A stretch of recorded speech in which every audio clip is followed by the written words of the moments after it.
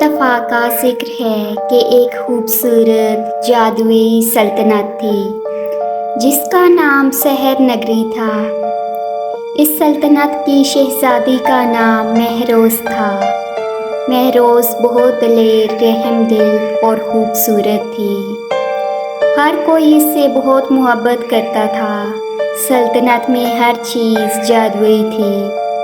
درخت بول سکتے تھے، بادل رنگ بدل سکتے تھے اور ہوا میں چمکتے ہیروں کی طرح تتلیاں اڑتی رہتی تھیں۔ ایک دن شہزادی مہروز سلطنت کے کنارے پر موجود ایک پراسرار جنگل میں سیر کے لیے گئی۔ جنگل میں داخل ہوتے ہی وہ ایک قدیم درخت کے پاس پہنچی جس کی شاخیں بہت بڑی اور گھنی تھیں۔ مہروز کو درخت دیکھ کر حیرانی ہوئی جب اچانک درخت نے بولنا شروع کیا۔ خوش آمدید شہزادی مہروز۔ مہروز حیران رہ گئی اور بولی، تم بول سکتے ہو؟ درخت نے ہنس کر جواب دیا، جی ہاں، میں ایک جادوئی درخت ہوں اور میں اس جنگل کا محافظ ہوں۔ شہزادی کو تجسس ہوا اور اس نے پوچھا، کیا کوئی خاص راز ہے جو تم چھپائے ہوئے ہو؟ درخت نے آہستہ آہستہ کہا، اس جنگل کے دل میں ایک قدیم خزانہ چھپا ہوا ہے جو صرف وہی شخص ڈھونڈ سکتا ہے جس کے دل میں نیکی اور سچائی ہو۔ شہزادی مہروز نے درخت سے کہا، مجھے اس خزانے کی تلاش میں لے چلو، لیکن میں اسے اپنی سلطنت کے لوگوں کی بھلائی کے لیے استعمال کرنا چاہتی ہوں۔ درخت نے کہا، پہلے آپ کو 3 چیلنجز کا سامنا کرنا ہوگا۔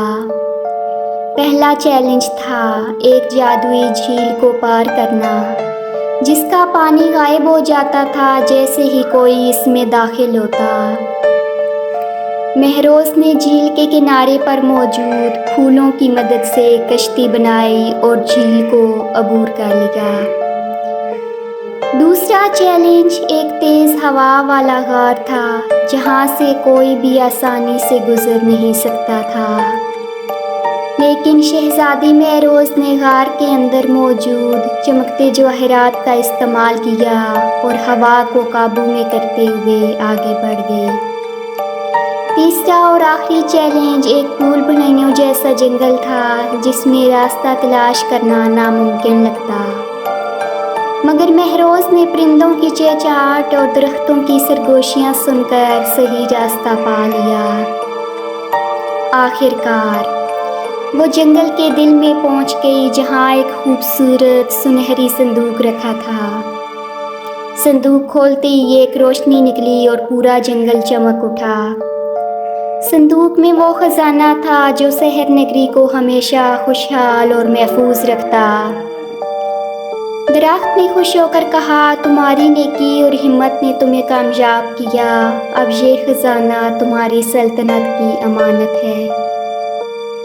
شہزادی مہروز نے خزانہ واپس سلطنت لے جا کر سب کے ساتھ بانٹ دیا اور تب سے سحر نگری ہمیشہ کے لیے خوشیوں سے بھر گئی۔ اس کہانی سے ہمیں یہ سبق ملتا ہے کہ ہمت، عقل اور نیکی ہمیشہ راستہ دکھاتے ہیں اور کامیابی کی طرف لے جاتے ہیں۔